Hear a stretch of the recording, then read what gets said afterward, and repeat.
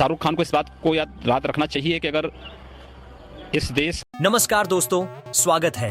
और आज की वीडियो में सीधा एक धमाका है, एक ऐसी टकरार जिसे देखकर आपकी रातों की नींद उड़ जाएगी। आज रिलीज हुई है फिल्म थामा, लीड रश्मिका मंदाना। पर इस रिलीज के साथ साथ एक आग भी फूटी और उस आग का नाम है योगी आदित्यनाथ बनाम शाहरुख खान। सुनते ही झटका लगेगा, क्योंकि एक तरफ यूपी के सीएम योगी आदित्यनाथ खड़े हैं कहते हुए, मैं इस फिल्म को देश के लिए खतरा मानता हूँ।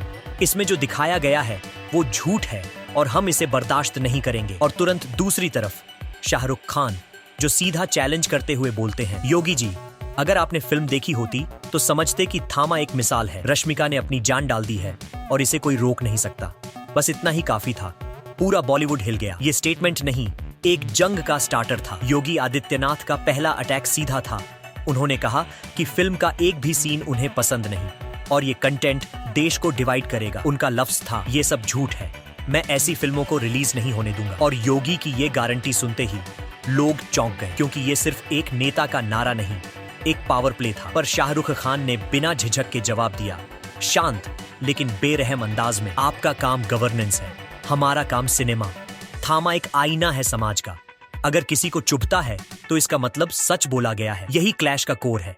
एक साइड कहती है सेफ्टी और इमेज, दूसरी साइड कहती है आर्ट और सच्चाई। योगी ने आगे जाकर बोला, मैं गारंटी देता हूँ ये फिल्म फ्लॉप होगी और अगर ऐसी चीजें चलती रहीं तो कानूनी कदम उठाया जाएगा। शाहरुख का जवाब सीधा ऑडियंस पर वार करता हुआ आया। ऑडियंस डिसाइड करेगी, आप चाहे कानूनी धमाल कर लो, लेकिन सच का सामना कोई नहीं रोक सकता। रश्मिका मंदाना का नाम यहाँ सिर्फ एक हीरो नहीं, एक सैक्रिफाइस है। शाहरुख ने बार बार कहा कि रश्मिका ने अपनी जान लगा दी है रोल में, और इसका मतलब ये है कि फिल्म एक मैसेज देती है, न कि प्रोपेगेंडा। अब सोचिए, एक सीएम का रोष और एक सुपरस्टार का चैलेंज। इस क्लैश ने फिल्म की कहानी को पीछे छोड़ दिया। सबका नजरिया अब एक ही जगह शिफ्ट हो गया, योगी बनाम शाहरुख। कुछ लोग कह रहे हैं कि थामा का एक प्रॉब्लमेटिक सीक्वेंस यूपी की गवर्नेंस पर इनडायरेक्टली सवाल उठाता है, करप्शन और मिसयूज ऑफ पावर जैसा कंटेंट। अगर ये सच है तो योगी का गुस्सा समझ आता है, लेकिन शाहरुख का पॉइंट ये है कि सिनेमा का काम रिफ्लेक्शन दिखाना है,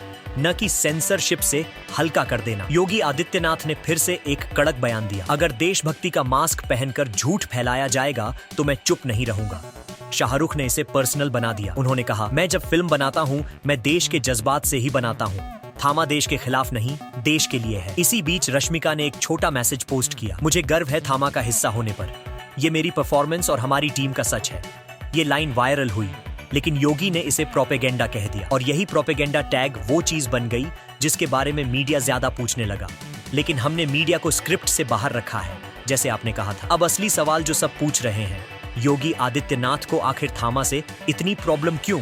कुछ इनसाइडर्स बोल रहे हैं कि फिल्म का एक पावरफुल सीक्वेंस यूपी की पॉलिसीज को इनडायरेक्टली एक्सपोज करता है, और वही सीक्वेंस योगी के लिए अनएक्सेप्टेबल बना। दूसरी तरफ शाहरुख का कहना है, अगर सच चुभता है तो उसे छुपाना नहीं चाहिए।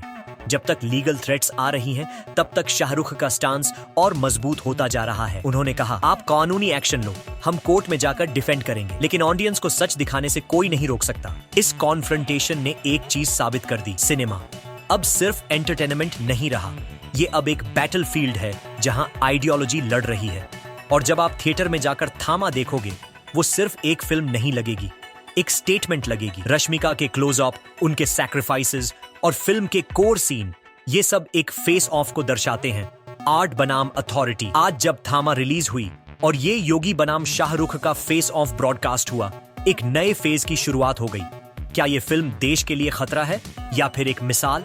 ये फैसला आज मार्केट करेगा, बॉक्स ऑफिस और ऑडियंस का रिएक्शन। लेकिन एक बात पक्की है, जब तक योगी ने इतना जबरदस्त रोष दिखाया और शाहरुख ने इतना फियर्स डिफेंस, तब तक थामा कंट्रोवर्सी से बाहर नहीं निकलेगी।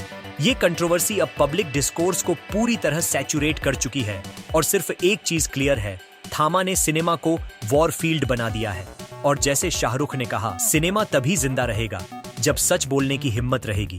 तो दोस्तों, आपका क्या कहना है? क्या थामा सच में देश के लिए खतरा है या देश के लिए मिसाल?